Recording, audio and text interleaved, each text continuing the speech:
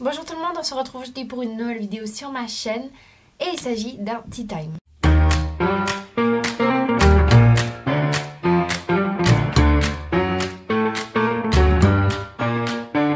You had my heart and we'll never be a world apart. Le tea time du jour va être assez long puisqu'il va se comporter en 3 parties. J'ai fini 2 séries et lu 2 livres d'un auteur, donc je vais vous présenter ces 2 séries et cet auteur, donc c'est parti. Depuis qu'on s'est quitté pour le dernier tea time, j'ai lu Beauté de Sarah Pinborough aux éditions Milady. Donc j'ai fini la série des Contes des Royaumes. Et c'est avec plaisir que je vous dis que c'est une saga coup de cœur pour ma part, puisque ça a été une véritable découverte pour cette série, pour ce genre. Et franchement, je remercie Sarah Pinborough parce que franchement, sa plume, sa façon de réécrire les contes est juste magique. C'est le cas de dire. Et voilà, donc je suis vraiment très très contente. Donc pour Beauté, en fait, c'est la réécriture de contes principalement de La Belle au bois dormant et La Belle et la Bête. Donc j'ai trouvé très intéressant que ces 2 contes c'est pas comme Poison et Charme où c'était la reprise de la reprise de Blanche-Neige et la reprise de Cendrillon. Là c'est 2 contes qui s'entremêlent et j'ai trouvé ça très très intéressant. Ce qui est très intéressant aussi dans ce livre, c'est qu'il y a beaucoup plus de réécriture de contes que dans les 2 autres. On retrouve Réponse, Rumpelstiltskin, Pierre et le loup, comment ça s'appelle Le Petit Chaperon Rouge, La Belle et la Bête et puis la Belle au bois dormant. Et je crois même qu'il y en a d'autres, mais je n'arrive plus exactement à m'en souvenir. Mais voilà, ça a été vraiment un mélange assez explosif concernant tous ces contes et j'ai vraiment beaucoup apprécié. Ce que j'ai également beaucoup aimé, c'est que ce livre se passe avant les 2 autres.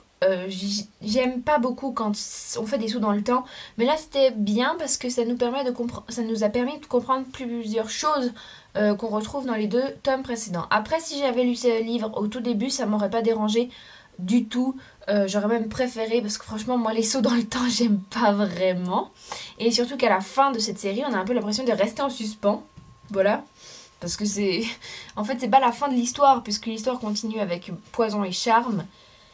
Mais c'est à la fin de la saga et c'est un petit peu spécial comme fin de saga, mais voilà, j'ai quand même pas mal aimé. Concernant la série en général, c'est vraiment une saga coup de cœur parce que c'est vraiment une version des contes pas du tout habituelle, on est d'accord.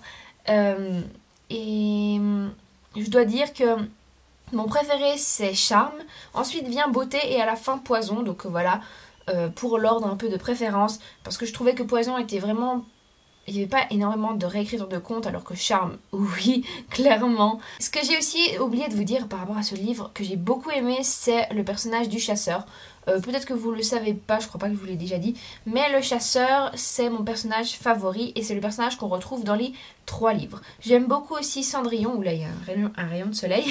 J'aime beaucoup aussi Cendrillon, mais on la retrouve que dans Charme, quoi. Bon, vous comprendrez pourquoi je dis ces 2 personnages. Les 2 seuls personnages qu'on retrouve dans les 3 tomes, c'est le prince et le chasseur, justement. Et ça, j'ai trouvé très intéressant qu'on ne soit pas axé sur les princesses, mais sur le prince et le chasseur, donc des personnages plutôt secondaires dans les contes principaux. Et ça, j'ai trouvé très intéressant. Donc pour conclure, je vous conseille cette saga. C'est vraiment une saga coup de cœur pour moi. La couverture vaut très très bien le contenu.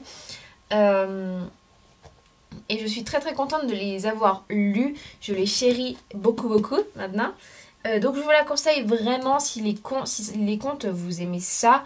Après si vous avez peur que ça détruise complètement le conte et qu'après vous en sortiez un peu dégoûté, c'est ce qui va arriver avec ce livre. Moi, comme je suis plutôt ouverte d'esprit, j'ai beaucoup apprécié ces réécritures de contes. J'avais vraiment l'impression de voir une version plus réaliste des contes. Des fois c'est des contes quoi, c'est très évacué heureux et ayant beaucoup d'enfants, ce qui n'est pas du tout le cas là-dedans. Les personnages ont tendance à être noirs et blancs, ce que j'ai énormément aimé. Mais voilà, si ça ne vous enchante pas du tout, et ben ne lisez pas cette série, mais sinon c'est une série vraiment absolument mémorable. Et Sarah Pinborough a vraiment un talent. Et voilà. La deuxième série que je vais vous présenter, ce n'est pas l'ordre chronologique puisque les 2 derniers livres que je vous présente à la fin, je les ai lus avant. Mais je vais essayer de faire un ordre série, auteur, comme ça c'est un petit peu plus logique. Donc j'ai fini L'élu de Kiera Cass aux éditions Robert Laffont Collection R. Donc c'est le dernier tome, on voit rien du tout. C'est le dernier tome de la sélection, donc enfin j'ai fini cette série. Quant à cette série, ce n'est pas une série coup de cœur, c'est une série appréciable, mais voilà, une série détente. Voilà, c'est vraiment le mot pour cette série. Il n'y a pas énormément de choses qui se passent dans ce livre, mais voilà, c'est très détente et très nunuche, donc il faut vraiment avoir... Faut pas se dire « Oh non, j'aime pas les trucs nunuches », sinon vous êtes sûr que vous n'allez pas aimer. Moi, je suis partie en sachant cela et ça a été une bonne lecture, voilà. Mon préféré, ça reste quand même le premier, parce que c'était le premier et parce que j'avais pas l'impression que ça se répétait beaucoup. Alors que là, il y avait certains traits de caractère de l'américain qui commençaient à me gonfler. Je pense que c'est juste sur la longueur, c'est pas que celui-là était moins bien que le 1. C'est juste que le 1, bah, je connaissais pas encore les livres, j'étais pas habituée à America. Et là, il y a des trucs qui m'ont gonflé. America n'arrête pas de se dire je l'aime, je l'aime pas, je l'aime, je l'aime pas, je l'aime, je l'aime pas. C'est très pénible à la fin et ça m'a un peu gonflé, je dois dire. Ensuite, il y a encore une fois pas grand chose qui s'est passé dans ce livre.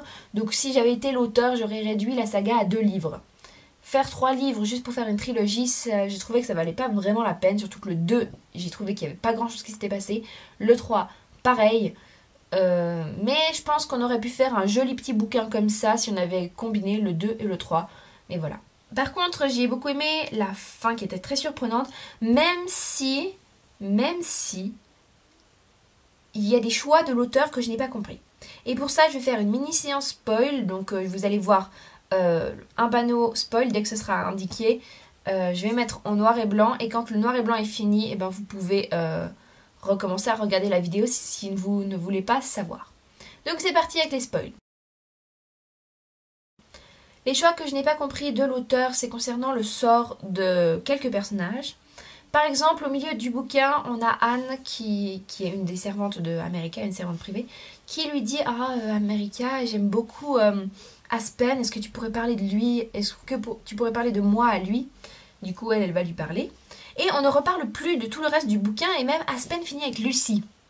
Ce que j'ai trouvé assez cruel envers Anne. Du coup, je me suis demandé un moment si l'auteur ne s'était pas trompé de personnage. Elle n'avait pas inversé Anne et Lucy parce que... Enfin, je pense pas, mais voilà, je trouve quand même que c'est un petit peu cruel pour Anne parce que c'était la bonne de America que j'aimais le plus et je trouvais que ça n'apportait... De toute façon, ça n'apportait rien de plus au récit, hein. On aurait pu enlever cet épisode, Aspen finit avec Lucy, tout paraît super. Là, je trouvais un petit peu cruel envers Anne et j'ai pas compris pourquoi l'auteur avait fait ça. Deuxième chose, je n'ai pas compris pourquoi Céleste se faisait tuer. Je ne vois pas ce que ça apporte à l'histoire, à part que ça fait souffrir America. Mais disons que je n'ai pas compris pourquoi elle. Je veux dire, si l'auteur voulait mettre de l'émotion dans ce récit de guerre, enfin dans ce récit de combat, elle aurait pu faire tuer n'importe quelle sélectionnée, une qu'on s'en fout si vous voulez, qui n'est pas importante pour le développement de l'histoire. Céleste, elle commençait à devenir amie avec America durant ce bouquin-là. Au début, ils se détestent, à la fin, elles sont super amies. Et non, il faut qu'à la toute fin, elle se fasse exploser le crâne. Je n'ai pas compris. J'ai pas compris ce choix. Il y avait aussi la reine, que je comprenais pas pourquoi elle mourait et pas le roi. Enfin, pourquoi la reine mourait, le roi, ça se comprenait, mais la reine... Mais à la limite, ça c'est un choix encore justifiable. Mais vraiment, Céleste, je n'ai vraiment pas compris pourquoi elle l'a fait assassiner. Je ne sais pas. Voilà, c'est fini pour les spoils. Donc globalement, c'est une bonne série que je vous conseille si vous voulez vraiment faire détente. Je pense que ça doit être une série très agréable à lire au soleil, à la plage. Voilà, donc je vous conseille cette série pour ça, pour une série détente si vous avez vraiment envie de penser à autre chose. Parce que niveau intellectuel, c'est pas super développé. Voilà, c'est un peu le reproche que je vais faire à cette série. Après, le travail éditorial est très bien réussi. Je suis contente de l'avoir lu parce que j'avais besoin de me changer les idées au moment où je l'ai lu. Mais globalement, il n'y a pas grand chose qui s'est passé. Voilà pour cette série.